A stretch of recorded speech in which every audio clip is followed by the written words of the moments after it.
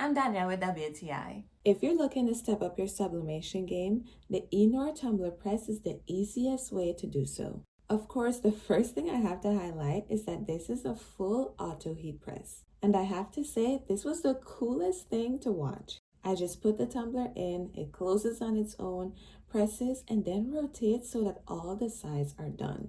Especially when you're crafting, you're always doing something else. So it's so nice that I don't have to wait and watch for the tumbler to be done or manually turn it myself.